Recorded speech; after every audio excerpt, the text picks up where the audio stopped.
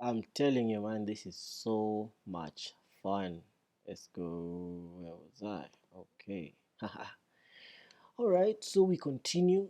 We have been looking at JavaScript. We started by reading Eloquent JavaScript introduction and chapter 1, and now we get on chapter 2, program structure. And my heart glows bright red under my filmy translucent skin, and they have to administer 100 cc of JavaScript to get me to come back. I respond well to toxins in the blood. Man, that stuff will kick the pictures right out of your guilt. Why and wise? Poignant guide to Groovy. Okay, all right. I like this author's quotes, references, I guess. In this chapter, these are the tentacles. So cool. All right. Like that. Didn't have this image in my head. In this chapter, we'll start to do things that can actually be called programming. We'll expand a command of the JavaScript language beyond the nouns and the sentence fragments we've seen so far, to the point where we can express meaningful prose, expressions, and statements. In chapter 1, we made values and applied operators to them to get new values. Creating values like this is the main substance of any JavaScript program. But that substance has to be framed in a larger structure to be useful. So that's what we'll cover next. A fragment of code that produces a value is called an expression. And I really like this quote, so I'm just going to copy it. And so this is chapter 2.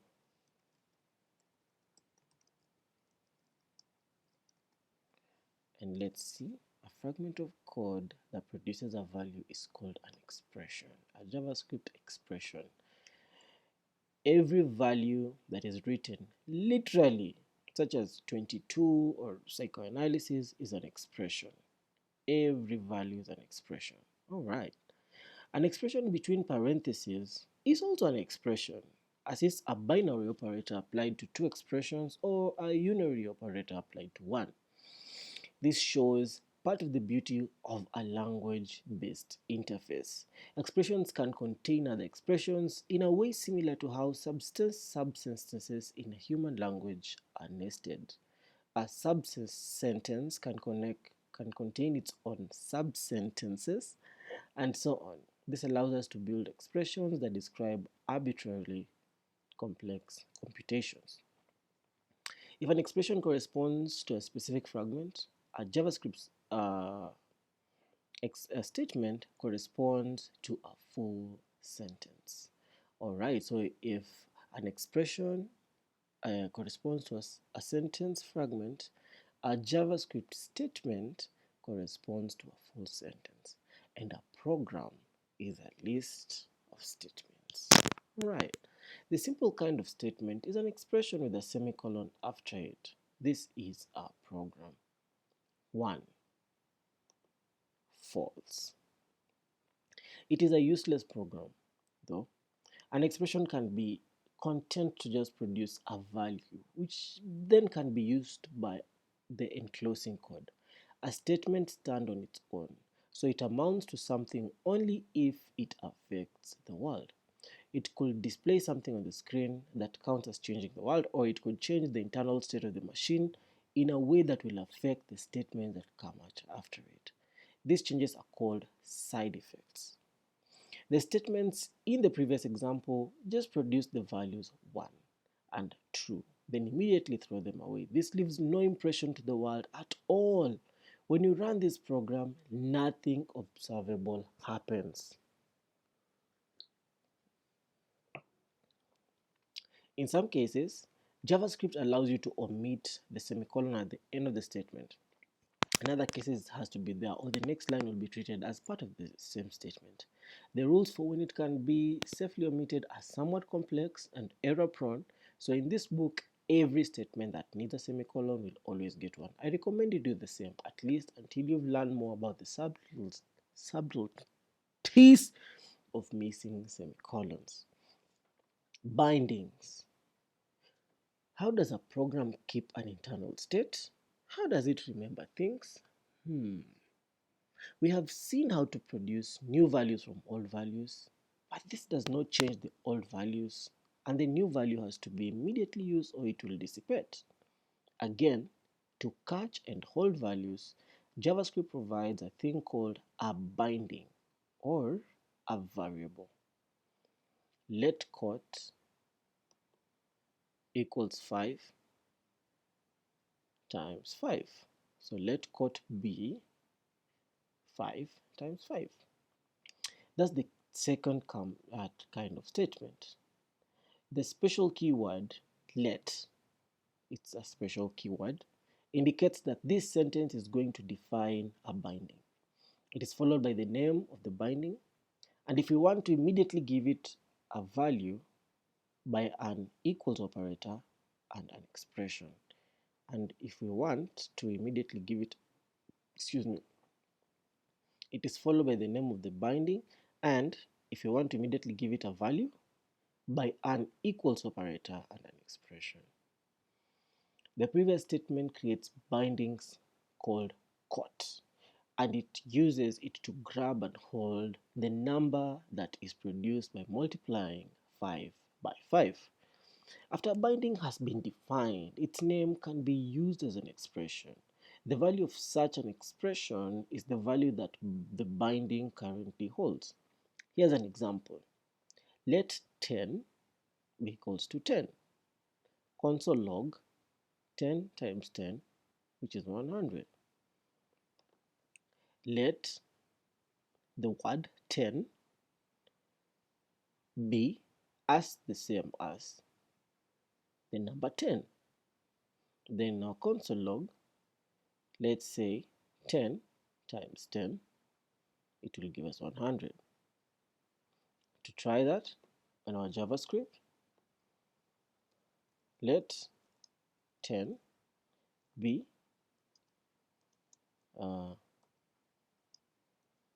10. Then close it. Console.log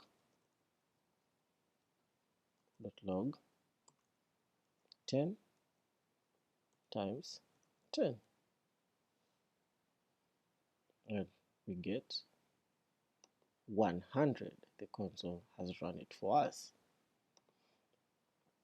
When a binding points at a value, that does not mean it is when a binding points at a value, that does not mean it is tied to that value forever.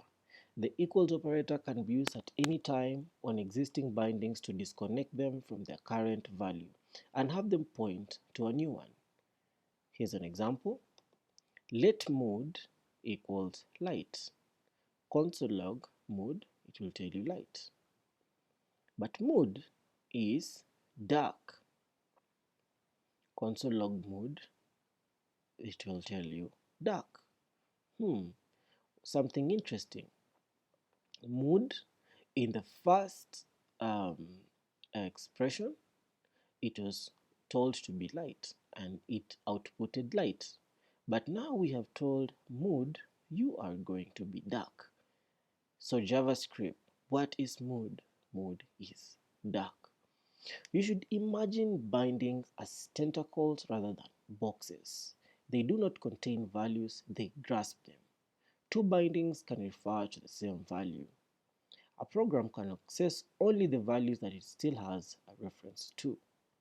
When you need to remember something, you grow a tentacle to hold on to it, or you reattach one of your existing tentacles to it. Let's look at another example. To remember the number of dollars that Luigi still owes you, you create a binding, and when he pays back $35, you give this binding a new value. Let Luigi debt be 140. Luigi debt is now Luigi debt minus 35. What is the new Luigi debt? 105. We have given our debt another thing to remember. When you need to remember something, you grow a tentacle to hold on to it and reattach one of existing tentacles to it. To remember the number of dollars that Luigi still owes you, you create a binding, and this is what he owes you. When you define a binding without giving it a value, the tentacle has nothing to grasp, so it ends in thin air. If you ask for the value of an empty binding, you'll get the value undefined. For example, so a single let statement may define multiple bindings. The definition must be separated by commas. Let 1 be 1, 2 be the number 2. Console log 1 plus 2, it will give you 3. The word var and const can also be used to create bindings in a way similar to let. Var name ida, so let's the variable of the name be ida, and then let the greeting be hello. So in the console log, greeting plus name, concatenate the greeting plus the name. It will tell you hello ida. The first var, short for variable, is a way bindings were declared in pre-2015 JavaScript. I'll get back to the precise way it differs from let in the next chapter. For now, remember that it mostly does the same thing, but we'll rarely use it in this book because it has some confusing properties. The word const stands for constant. It defines a constant binding which points at the same value for as long as it lives. This is useful for bindings that give a name to a value so you can easily refer to it later. Binding names. Binding names can be any word. Digits can be a part of binding names. Catch22 is a valid name, for example, but the name must not start with a digit. Okay? A binding name may include a dollar sign or underscores, but no other punctuation or special characters. Words with special meaning such as let are keywords, and they may not be used as binding names. There are also a number of words that are reserved for use in future versions of JavaScript, which also cannot be used as binding names. The full list of keywords and reserved words is rather long. Break, case, catch, class, const, continue, debugger, default, delete, do, else, enum, export, extend, false, finally, for, function, if, implement, import, interface, in, instance of, let, new, package, private, protected, public, return, static, super, switch, this, throw, true, try, type of, var, void, while, with, yield. Don't worry about memorizing this list. When creating a binding produces an unexpected syntax error, see whether you're trying to define a reserved keyword. For example, you can say let something be break. Okay, I guess. The environment. The collection of bindings and their values that exist at a given time is called the environment. When a program starts up, this environment is not empty. It always contains bindings that are part of the language standard. And most of the time, it also has bindings that provide ways to interact with the surrounding system. For example, in a browser, there are no functions to interact with the currently loaded website and to read, actually there are, not there are not. For example, in a browser, there are functions to interact with the currently loaded website and to read the mouse and the keyboard input. When you launch a JavaScript program, these functions already exist. Therefore, functions. A lot of the values provided in the default environment have a type of function. A function is a piece of program wrapped in a value.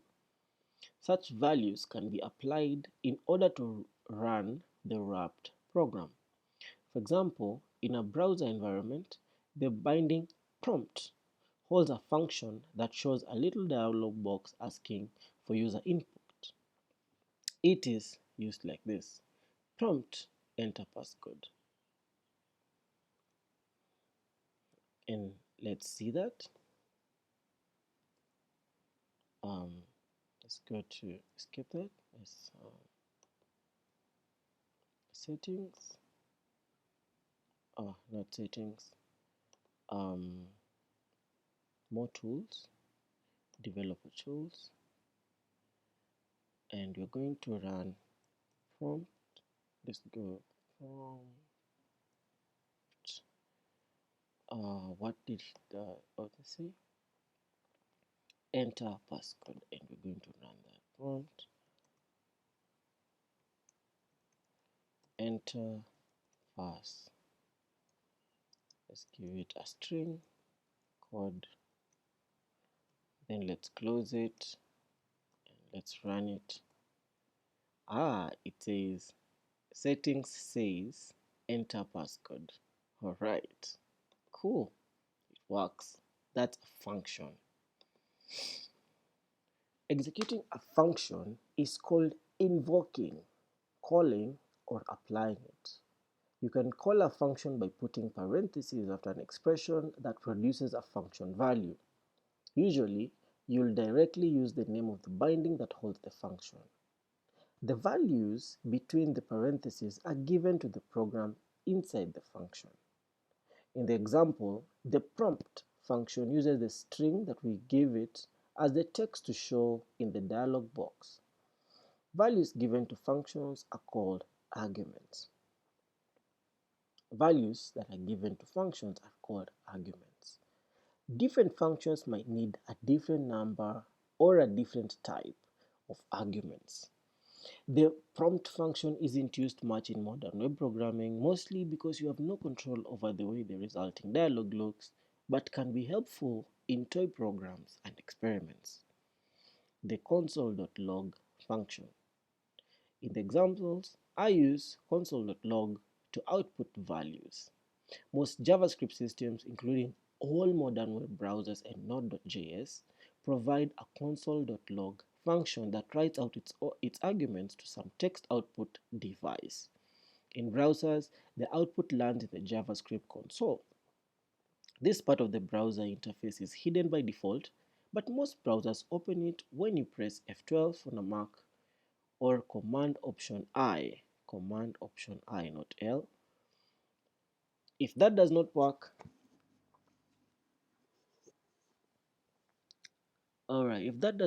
search through the menus for an item named Developer Tools or similar.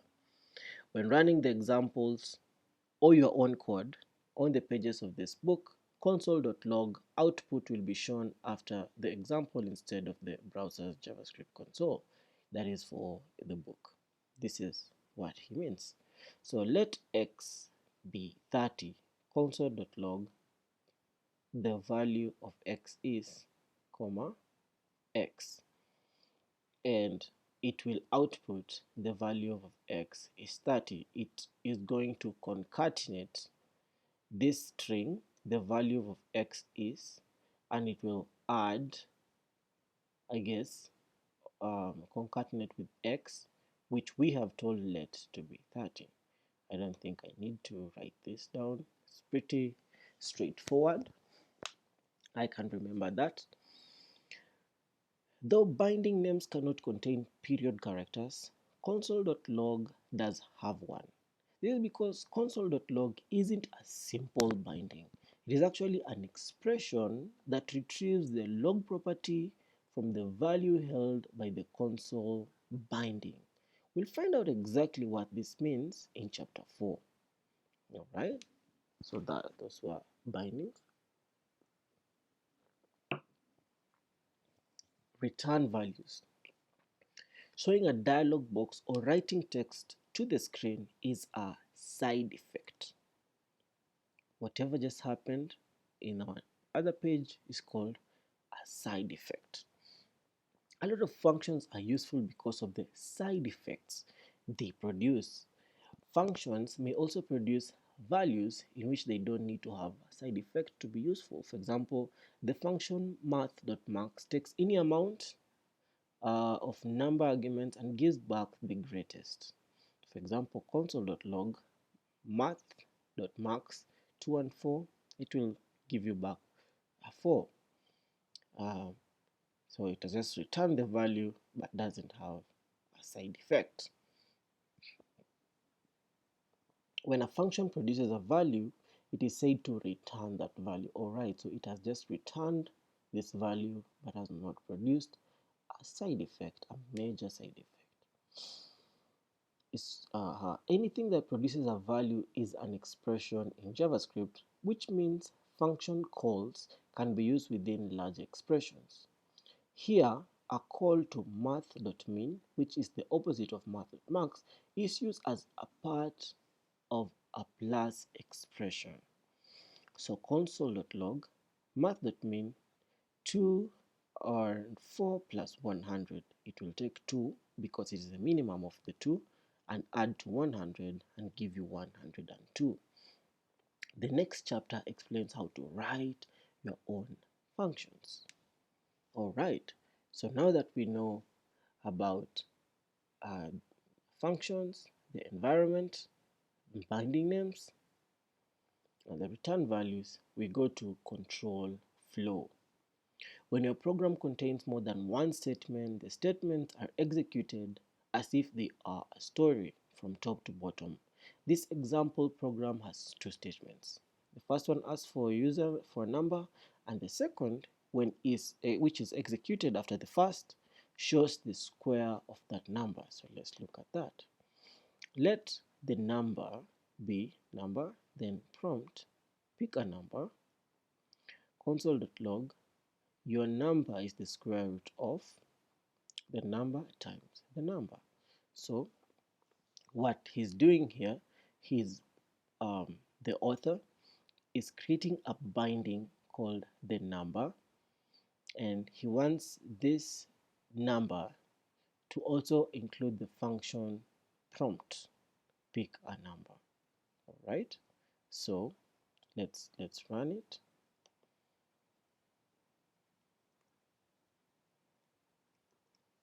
All right, what I just do, forgotten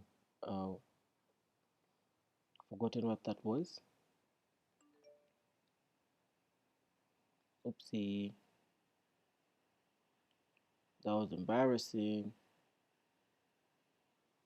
So can I first quit?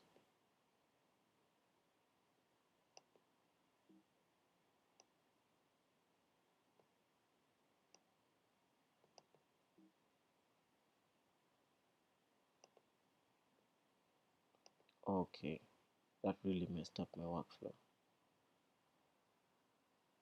and I think I must have missed. Oh man, what's happening? Close.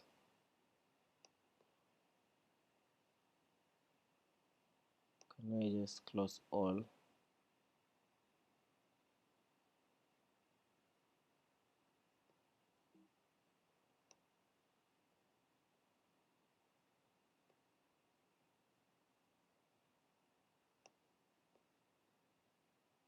Okay.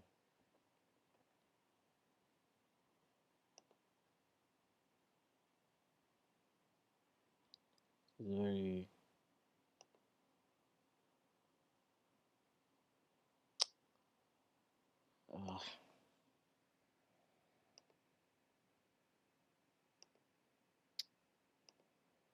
it really sucks, man.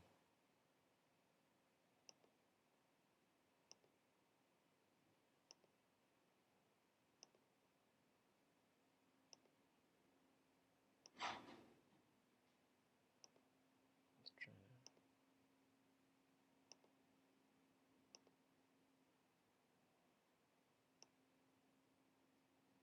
So let's find out how to close all alerts.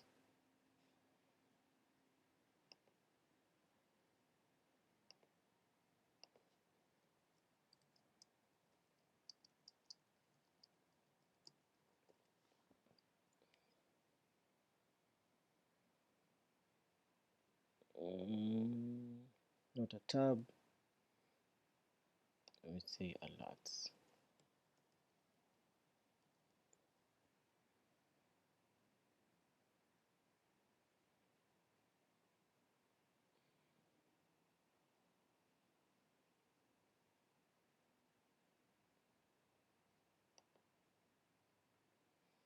Okay.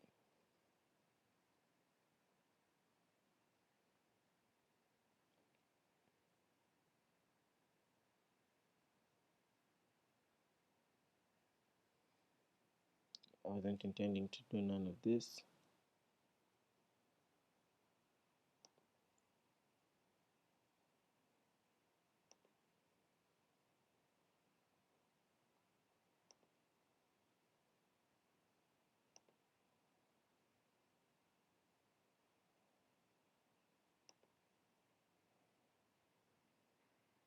This really sucks. Huh?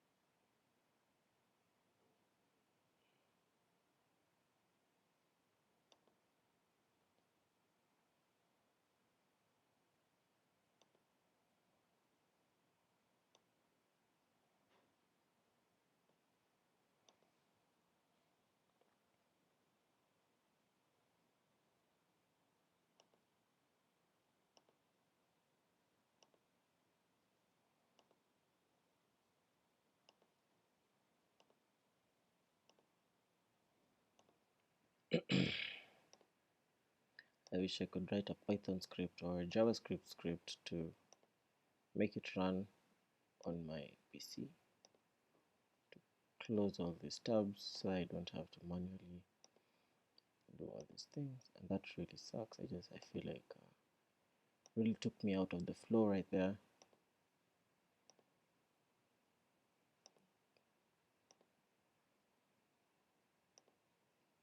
Could have smacked this computer.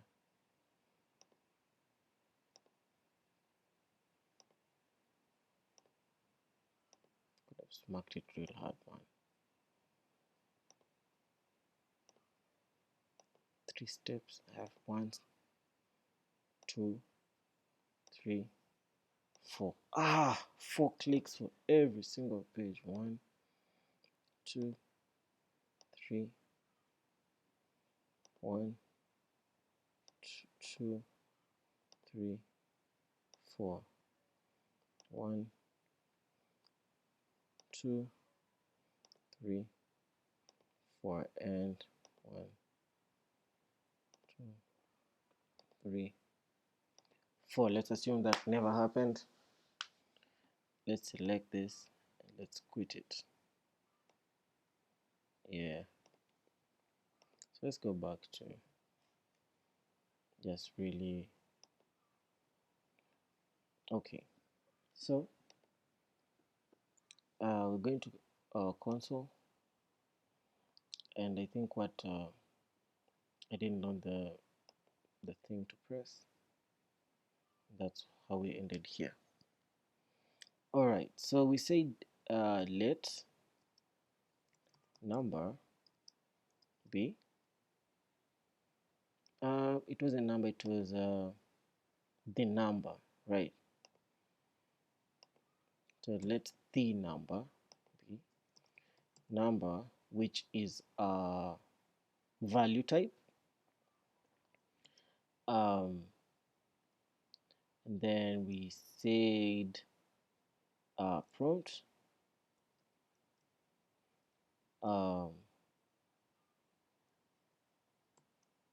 What is it? Pick a number. All right. It was to prompt us to say pick a number. All right. And then console.log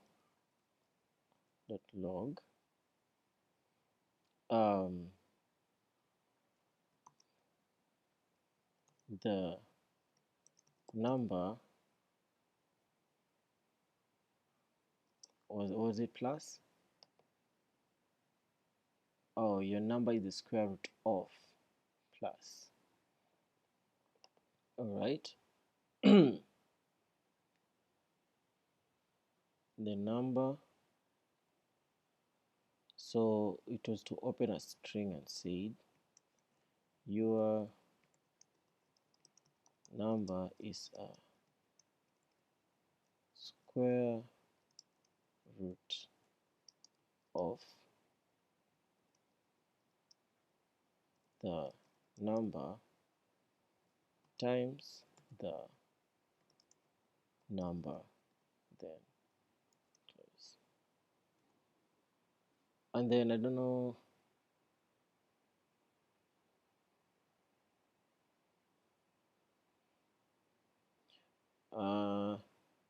syntax error missing. Let's go back and work on it from here.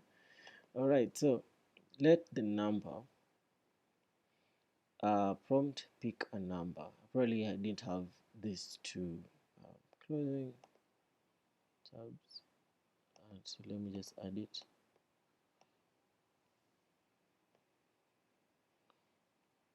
Command C, come here, Command V, and then let's really make it make sense.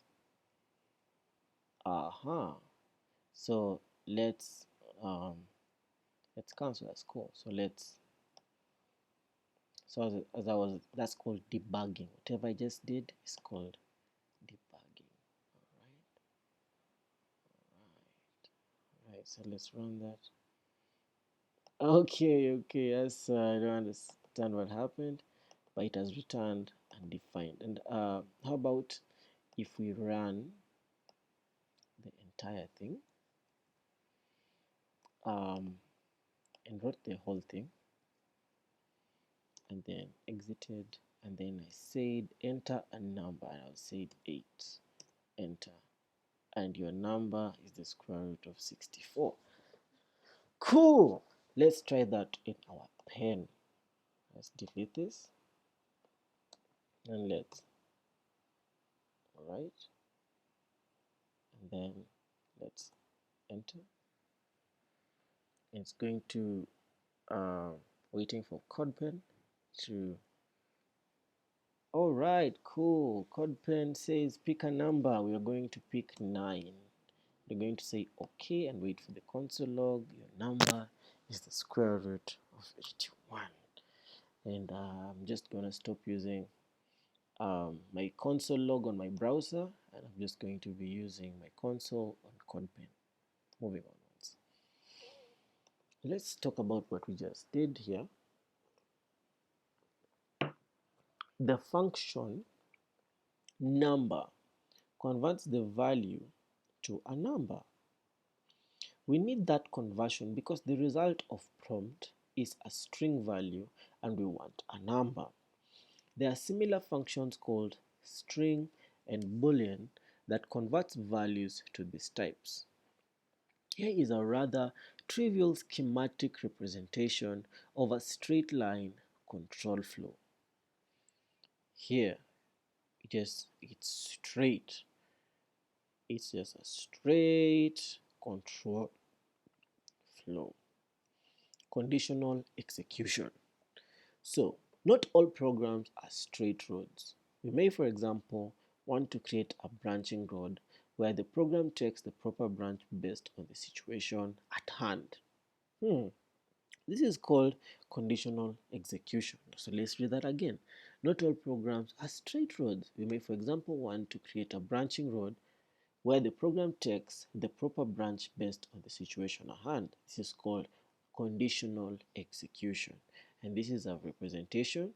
This is the straight line, but now we're going to take a branch and then join the straight line. And then also, we can also take this branch and join the straight line. Conditional execution is created with the if keyword in JavaScript. In simple case, you want some code to be executed if and only if a certain condition holds. We might, for example, want to show the square of the input only if the input is actually a number. Now let's talk about that. Let the number be, let this function, the number, be a number, and then we're going to have a function prompt which will say pick a number. Only if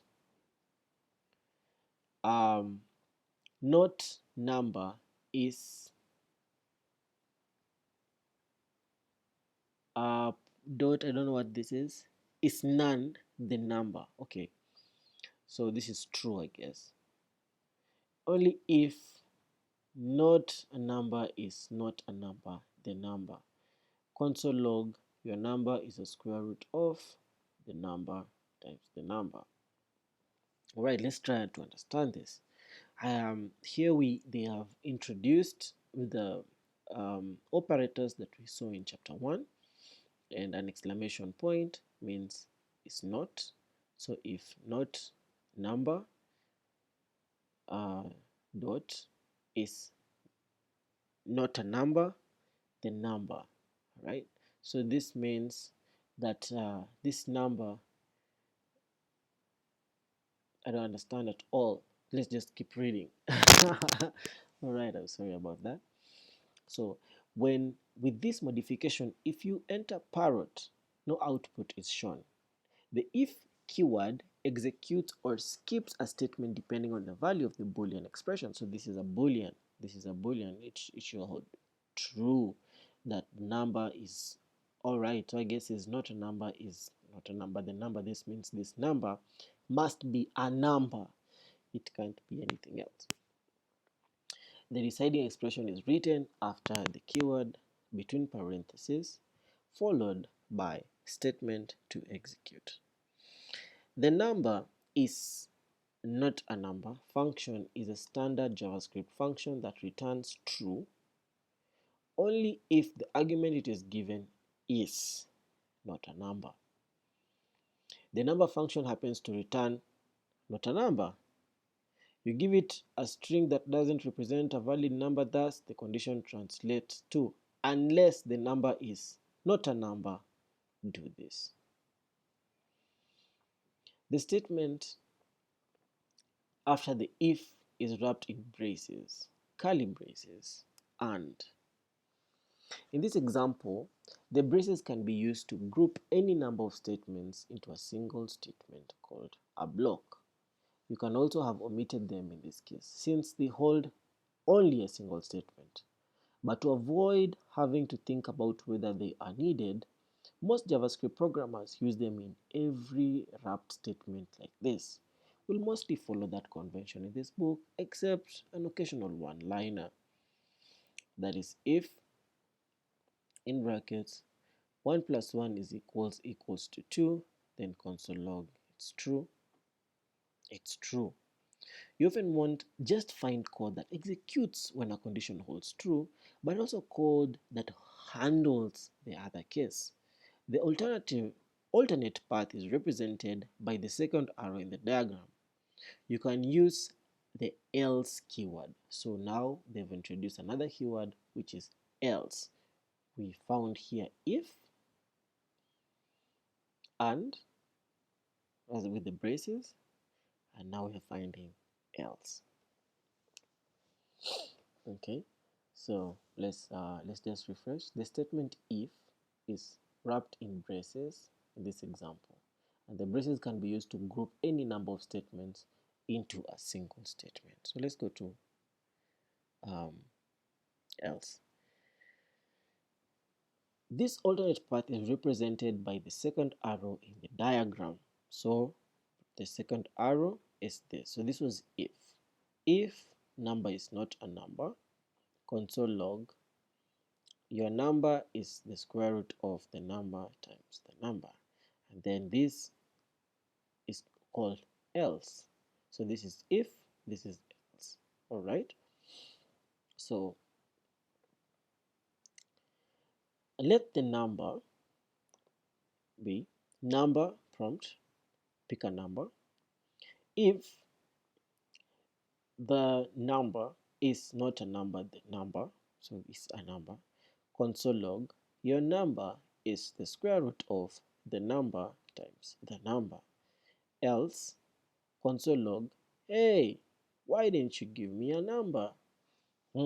Let's copy this code and look at it here in our code pen. Control V. Alright, let's run it. Then CodePen will try to run it, and then CodePen is loading it. We are going to say John. Okay.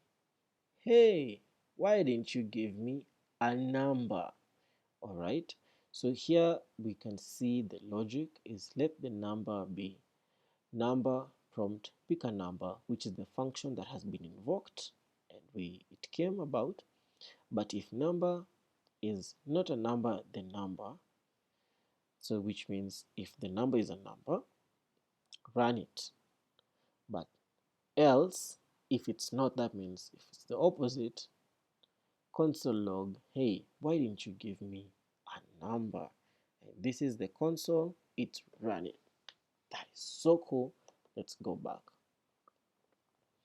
If you have more than two paths to choose from, you can chain multiple if or else pairs together. Here's an example. Let num be number, prompt pick a number. If number is less than 10, return on the console log small. Else, if number is less than 100, return on the console log medium. Else, just return on the console log large. Right, so the logic there is if the number is less than 10, tell me it's small, but if it's less than 100, tell me it's medium, but if it's more than that, just tell me it's large. Let's try and run this. Let's copy this, Control C. I'm just going to call it to paste it on our pen. Let number prompt. All right, we want to have large, so when our code pen executes, we're going to say 200 and it will tell us large. Ooh, that is so cool. Let's try again. And this time, we're going to say 7.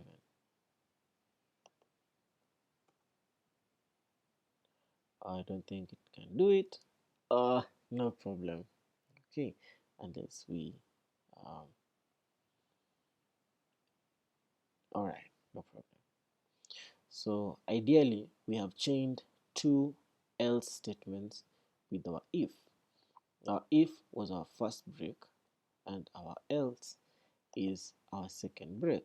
So if we visualize here, this was our control flow, and it was if get me this, else get me this, else get me this. I guess it can continue, else get me this. All right, cool. Cool. So the program will first check whether num is less than 10. If it is, it chooses that branch. It shows small, and it is done. If it isn't, it takes the else branch, which itself contains a second if. If the second condition less than 100 holds, that means the number is at least 10 but below 100, and medium is shown. If it doesn't, the second and last else branch is chosen. The schema for this program looks something like this. If has gone here, but here are our else's. Else, give me this, else, or else. And here we have our representation. While and do loops. Consider a program that outputs all even numbers from 0 to 12. One way to write this code is as follows. Console.log 0, console.log 2, console.log 4 as a string, console.log 6, 8, 10, 12. That works. But the idea of writing a program is to make something less work, not more. If we needed all numbers less than 1000, this approach would be unworkable. What we need is a way to run a piece of code multiple times. This form of control flow is called a loop. Alright. Looping is like this. It was controlling, but now we are looping it. Loop.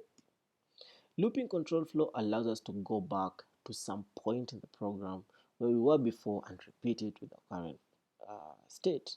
If we combine this with a binding that counts, we can do something like this.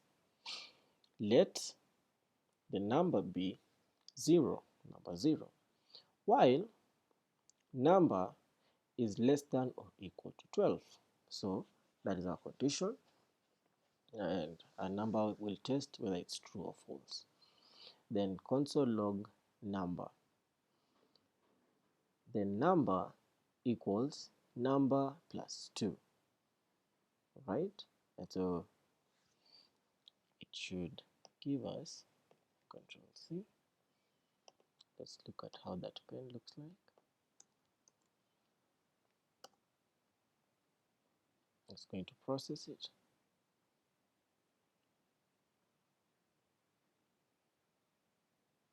Waiting for code pen. 12. Alright. Alright, has given us 12.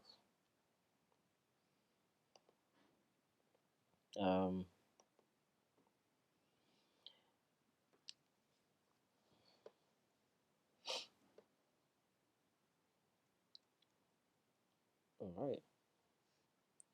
A statement starting with the keyword while creates a loop. The word while is followed by an expression in parentheses and then a statement, much like if. The loop keeps entering that statement as long as the expression produces a value that gives true when converted to Boolean.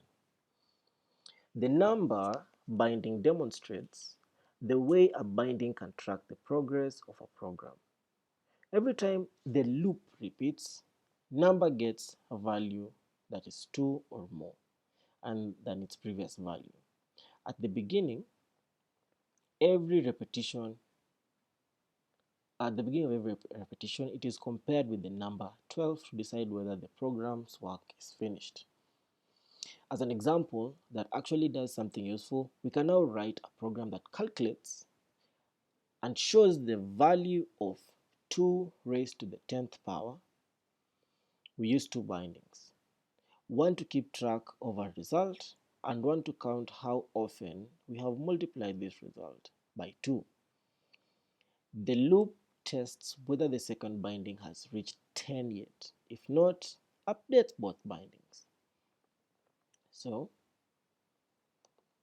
let result be 1. We have introduced result, and let counter be 0, while counter is less than 10. Result, and then we're going to open parentheses, result equals result times 2, and counter will be counter plus 1. Then return in the console log our result, right? Starting 1, but it should be less than 10, but every single time the result is multiplied by 2 and the counter is added by 1. Okay, so 2, then 3, I guess. That's how you can read that code. Command C, and sure. Let's post that, and our console log on CodePen will load, and we are going to get 1024. Let's make sense of this code. So we have created 2 bindings. One binding is called result and another binding is called counter. The result, we've given it as 1, and the counter, we've given it as 0. But counter should be less than 10. Result will be result times 2. So at any single time, result is result times 2. But counter is counter plus 1. So it will loop every single time it will loop. So it will do 2 times 1, 2 times 2, 2 times 2 times 2 until 10. I understand that now. That's cool. The counter could also have started at 1 and checked for equal or minus 10. But for reasons that will become apparent in chapter 4, it is a good idea to get used to counting from 0.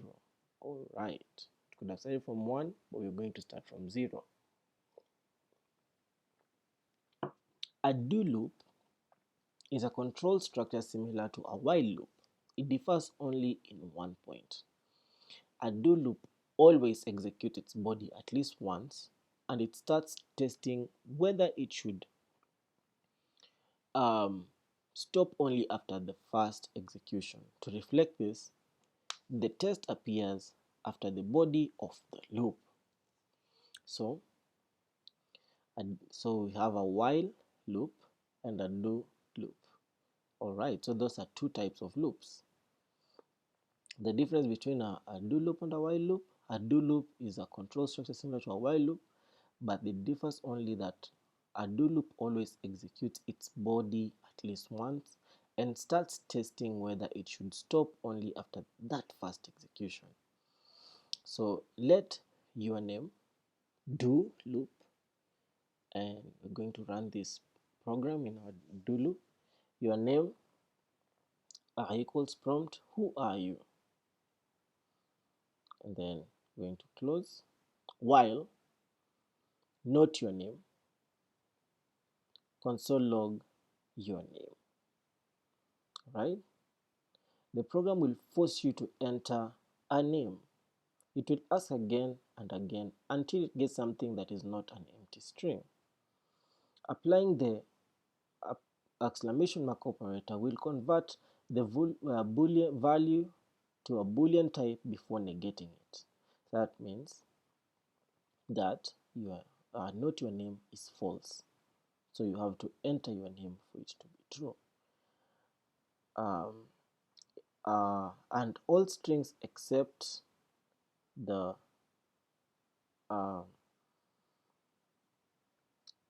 string convert to true. This means the loop continues going round until you provide a non-empty name. Cool. Indenting code. In the examples, I've been adding spaces in front of statements that are part of some larger statements. These spaces are not required. Your computer will accept the program just fine without them. In fact, even line breaks in programs are optional. You could write a program as long as a long line if you felt like it. The role of this indentation or inside blocks is to make the structure of the code stand out. In code where new blocks are opened inside other blocks, it can become hard to see where one block ends and another begins. With proper indentation, the visual shape of a program corresponds to the shape of the blocks inside it. I like to use 2 spaces for every open block, but tests differ. Some people use 4 spaces and some people use tab characters. The important thing is that each new block adds the same amount of space. For example, if false is not equal to true, console log, that makes sense. If 1 is less than 2, we're going to pass an expression, then console log, no surprise there, and then console log So you can see how he has arranged his code indenting. Right, so we looked at a while loop, a do loop, and now we're going to look at for loops. Many loops follow the pattern shown in the while examples. First, a counter binding is created to track the progress of the loop. Then comes a while loop, usually with a test expression that checks whether the counter has reached its end value, and the end of the loop body. The counter is updated to track progress. Because this pattern is so common, JavaScript and similar languages provide a slightly shorter and more comprehensive form, the for loop. Alright, so for, that's already a loop. Let number equals 0. Number is less or equal to 12. Number equals number plus 2. Console log the number. You pass it into an expression, console log the number. This program is exactly equivalent to the earlier even number printing examples. The only change is that all the statements that are related to the state of the loop are grounded together after for. This is, I think, a very powerful concept to learn in JavaScript, is that as we continue learning more, we abstract these ideas. Okay. The parenthesis after for keyword must contain 2 semicolons. Alright? Alright?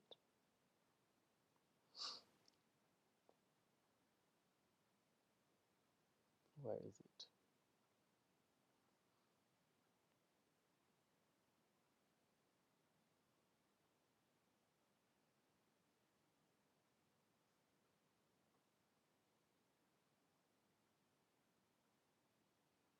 Okay. The first semicolon initializes the loop. Okay. Usually by defining the a binding. The second part of the expression that checks whether the loop must continue. So this is this one initializes the loop. This one decides whether the loop should continue, and the final part updates the state of the loop after every iteration. So that's number equals number plus 2. And then for that expression, you're going to console log and run the number. Then you're going to close it. In most cases, this is a shorter and clearer than the while construct. This is the code that computes 2 raised to the power of 10 using for instead of while. So it will be let result be 1, then for, then we're going to put all that while stuff in here. Let counter be 0, and this will initialize. Then counter is less than 10, and it will check against 10 whether this loop should continue. And then for this other expression, counter is equals to counter plus 1. It will update the state of the loop after 1 iteration, and then pass the expression. Result will be result times 2, and then console log the result. Breaking out, that's really cool. So what we have just seen is our while loop is an easy way to do a loop. And then there's a do loop, but a for loop abstracts the while loop by putting it in one expression. Breaking out of a loop. Having the looping condition produce false is not only the way a loop can finish. There's a special statement called break that has effect of immediately jumping out of the enclosing loop. This program illustrates the break statement. It finds the first number that is both greater than or equal to 20 and is divisible by 7.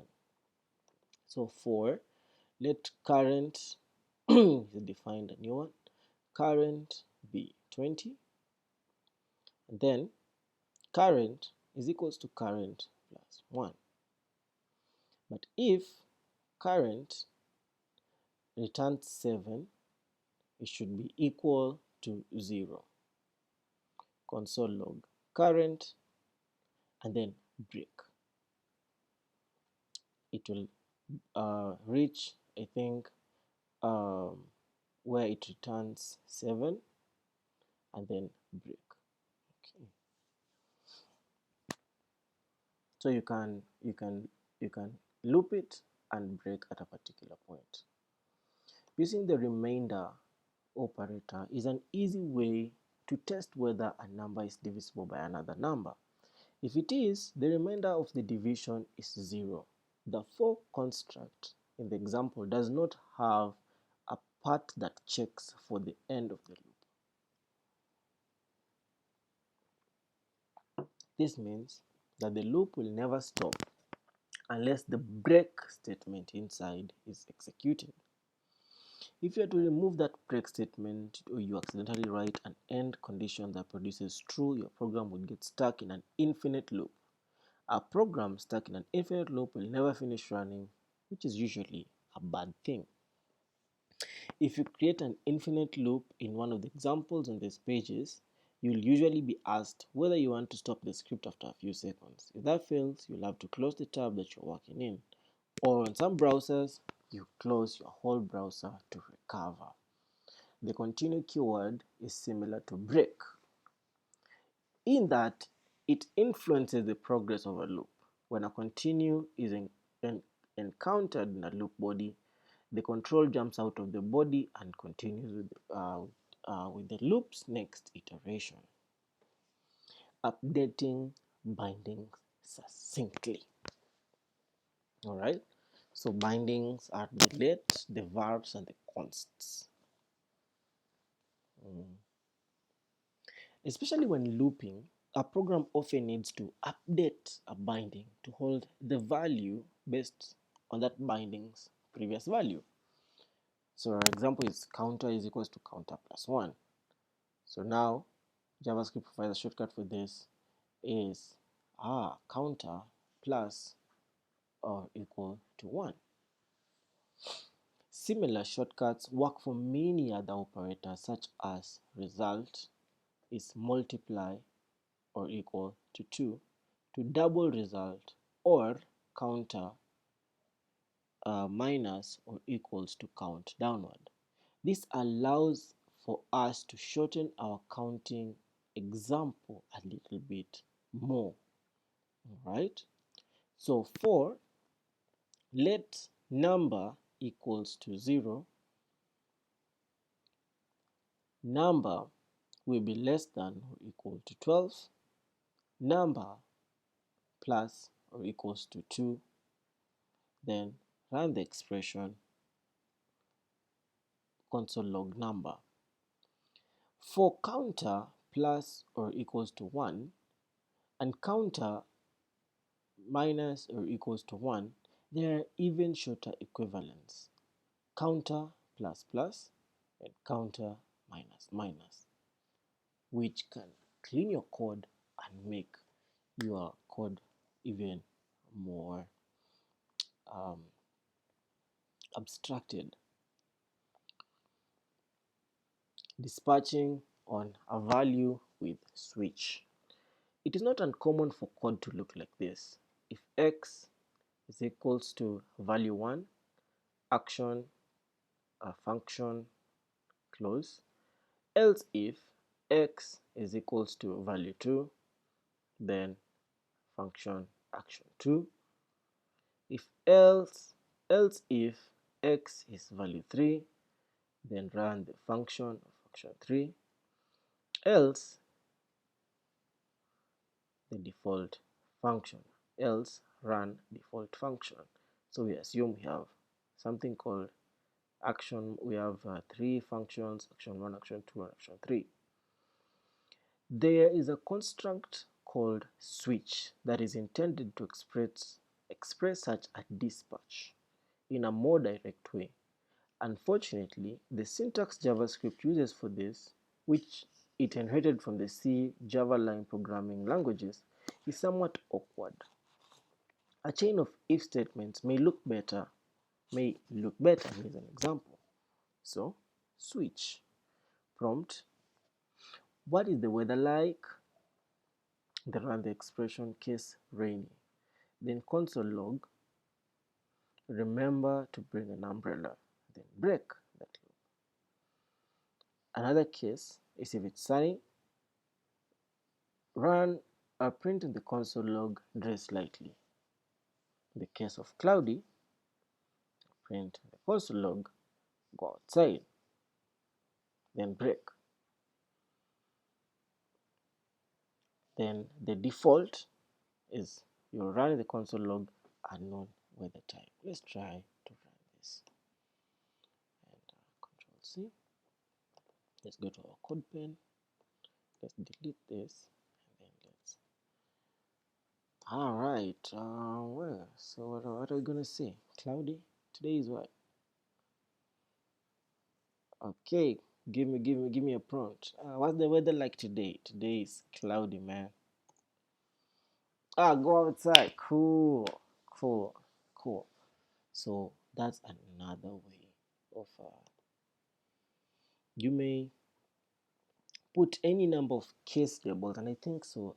Case label is another type probably of a switch is provided by JavaScript as another way to do the if and else. And once you master if and else loops, you can now come to be using switch and case. That's really cool. Something I would want to explore.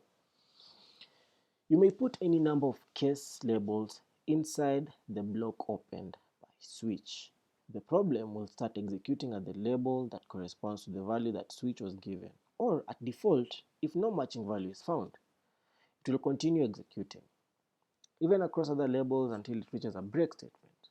In some cases, such as the sunny case in the example, this can be used to share some code between cases. It recommends going outside for both sunny and cloudy weather. But be careful, it is easy to forget such a break, which will cause the program to execute code you do not want executed.